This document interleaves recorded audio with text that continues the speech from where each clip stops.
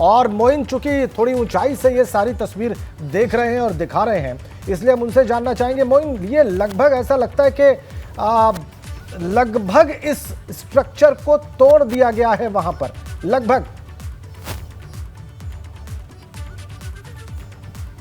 बिल्कुल निश्चित तौर पर कह सकते हैं कि कल के मुकाबले आज की कार्रवाई जो है वो बहुत तेजी से चल रही है। और ये जो इस वक्त एक बड़ी जेसीबी मशीन है, इसके बारे में बता दें कि ये प्रयागराज में सबसे बड़ी मशीन है जिसके जरिए बड़ी इमारतों को इसी तरीके से बुलडोज किया जाता है, जमींदोज किया जाता है। और ये मशीन खुद चल के नहीं आई। अगर कैमरे से संभव हो तो हम दिखाने की कोशिश करेंगे कि दाहिनी तरफ नगर निगम के प्रयागराज की एक बड़ी सी ट्रक है और उस ट्रक पर लद कर यह जेसीबी मशीन आई थी और इतनी तेजी से प्रहार कर रही है कि जिस जगह इसका अटैक होता है वो पूरा का पूरा हिस्सा कुछ ही पलों में, कुछ ही सेकंडों में मलबे में तब्दील होता है। हमने देखा था कि जब कार्रवाई शुरू हुई तो एक साथ 3 मशीनें लगी।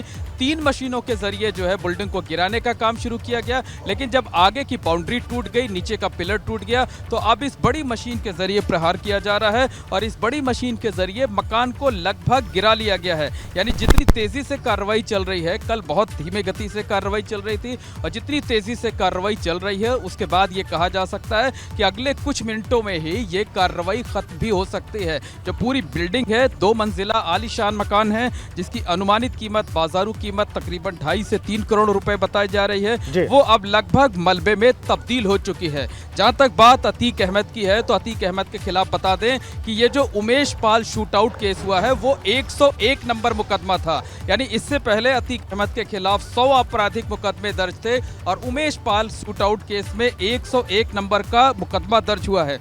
अतीक अहमद IS 227 यानी IS 227 गैंग का सरगना है। उसका बड़ा गैंग है, 144 लोग उसके गैंग के सदस्य हैं। और योगी सरकार की बात करें तो पिछले 2.5 सालों में अतीक अहमद की 50 से ज्यादा संपत्तियों पर या तो बुलडोजर चला है या तो उन्हें जब्त किया गया है। अतीक अहमद और उसके परिवार की 50 से ज्यादा संपत्तियों पर। और अगर हम पूरे गैंग की बात करें तो जो 144 सदस्यों का गैंग है, अकेले योगी सरकार में 100 से ज्यादा कार्रवाइयां हुई हैं। तमाम करीबी लोगों के शस्त्र लाइसेंस निरस्त हुए हैं, तमाम लोगों के खिलाफ मुकदमा दर्ज किया गया है, कई दर्जन से ज्यादा लोगों को जेल भेजा गया है। और जो भी तमाम आपराधिक वारदातों में शामिल रहता है, चाहे वो अतीक अहमद हो, उसका परिवार हो या उसके जो करीबी लोग हों, गैंग के सदस्य हों, या फिर पर्दे के पीछे से खेल करने वाले, जैसे पर्दे के पीछे से खेल करने वालों में एक नाम सफदर अली का आया था। सफदर अली का अपना गन हाउस है, SSA गन हाउस के नाम से उसका जानसेनगंज शहर का जो चौक इलाका है,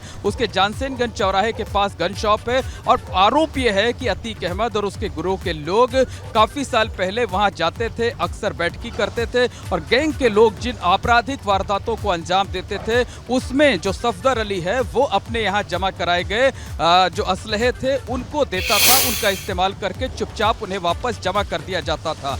इसी वजह से आज सफदर अली के इस जो आलीशान मकान आप देख रहे थे, अब से कुछ देर पहले जो अब मलबे के ढेर में तब्दील होता जा रहा है, उस पर बुलडोजर चलाया जा रहा है और बहुत तेजी के साथ ये कार्रवाई चल रही है। और आसपास आप देख सकते हैं कि चूंकि हम दूर पर हैं, ऊंचाई पर हैं, कि कितनी भीड़ यहाँ पर मौजूद है, मीडिया कर्मियों का जमावड़ा है और जो पूरा आसपास का इलाका है, पुलिस और PSC के जवानों ने इसको छावनी में तब्दील कर रखा है। कल की कार्रवाई के दौरान हमने देखा था कि रैपिड एक्शन फोर्स लगाई गई थे, लेकिन आज रैपिड एक्शन फोर्स नहीं लगाई गई है। बड़ी संख्या में जो आसपास के मकान हैं उन पर तमाशबीनों का जमावड़ा लगा हुआ है और जो JCB मशीन है, बड़ी मशीन है, ये बहुत तेजी से पूरी कार्रवाई को अंजाम दे रही है। उम्मीद ये जताई जा रही थी कि पूरी बिल्डिंग को धाराशायी होने में 3 घंटे का वक्त लगेगा, लेकिन अब बिल्कुल ऐसा लगता है कि अपने लक्ष्य से वो पहले ही इस काम को पूरा कर लिया जाएगा। और ये तस्वीर भी हम देख पा रहे हैं, लोगों की भीड़ भी हम देख पा रहे हैं और ये भी देख पा रहे हैं कि कितनी तेजी से बुलडोजर वहां पे काम कर रहा है।